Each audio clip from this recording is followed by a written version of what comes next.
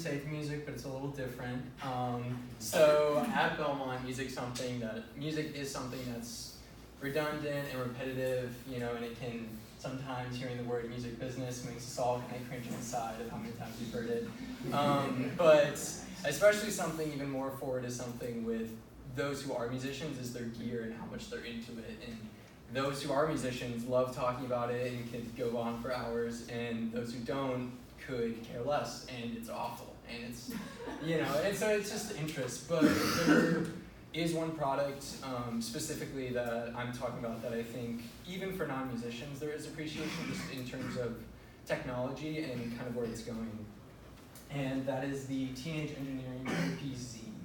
So I will get into what that is in a moment, but I've owned one for like about a year, and I've only been recording since I was like 14-ish, so not like a ton of experience, but I've only know the surface of this. But basically it's a recording studio in your pocket, but it does more than just GarageBand on your phone. And so I'll kind of go into the importance of that, but it's just something that I will show you. So just some of the history behind this, just like to where to get to it. There's obviously more like electronic music history before this, but one of the first things was Bob Moog making the first modular synthesizer. That first one was on tracks like Here Comes the Sun by the Beatles, a lot of other, like even today, they're super popular. And obviously a little bit happened in between then, but one thing that really changed it and made it so that consumers, it was right in front of you and now on your phones, was GarageBand, which there's John Mayer introducing it. But so it's something that this form of technology, it kind of came to this point to where these companies, like Teenage Engineering, they were introduced in 2005 and in Sweden. And so what those are is, that white one is called the OP1. And so basically anywhere from Bon Iver, Tame Impala, John Mayer, Childish Gambino, they all used them. Bon Iver produces nearly his entire record on it. And so I'll kind of get into the details of it, but then now is the one that I'm talking about, which is the OPZ. And so aside from its major influence, what is it? So in simple terms, which they might not make the most sense, is a recording sequencer, synthesizer, and sampler that does visuals. So what kind of some of that means is sequencing, kind of almost like making patterns and punching in what it tells you to do. And it's a device that obviously there's all the different signs and it makes no sense and it's a bunch of gibberish.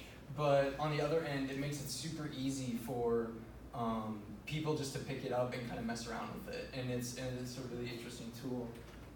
And so a little bit more to make it more human and not just a weird thing is I kind of laid this out. So you can see that this is actually a 2-octave keyboard. You notice that there's 3 black keys and the 2, you kind of notice the pattern. So there's a white keys and then like the 3, 2, 3. I don't know if that makes any, got it, cool. So for the audio tracks, which I know means nothing, but basically these 8. And so what you can do is specifically program kick drum, snare, hi-hat. And so it seems like it's like, okay, where is this going? But it's something that you can just pick it up and, okay, I want to do that there.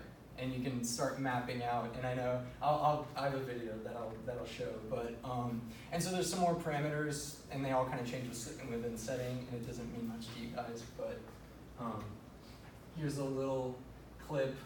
I'll kind of show. So this is. I'll pull it out just to show. It's pretty tiny, this little thing.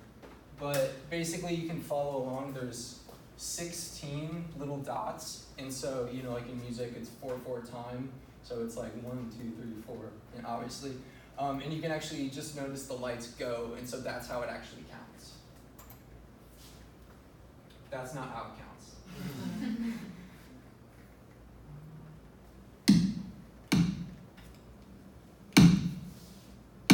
So the red dots, I put in each of those 2. So there's a kick there, as you can see.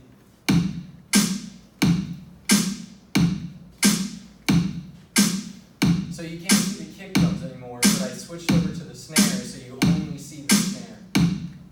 And now the hi-hat.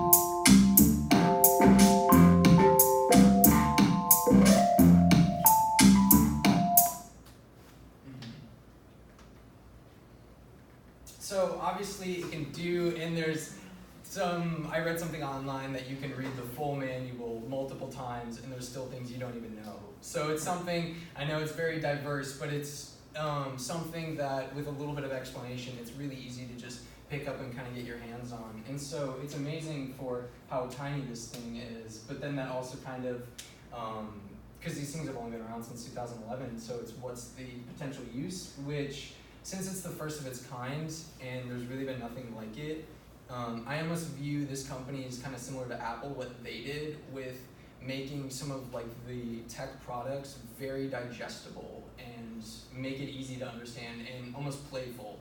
One of the first OP1 things that's like a cow, and you like mess around and change the colors of it and do a bunch of funny stuff with it. So it's really cool. And so there's one of the things that I talk about within the potential for it is the cost for beginners, the cost for making one for beginners, or even just opening up, what this means and what could be happening in the next 5 to 10 years with this. Because it's something that's not really world renowned. I mean, obviously there's people that we know and love like using these types of devices, but it's something that's not, and obviously they're musical instruments, but it'll be interesting to see where they are. So kind of in conclusion, it's a very intuitive product and a little complex in nature, but it changed making music, and products like it can make creating music approachable and simple for people to want to pick it up and start. So, thank you.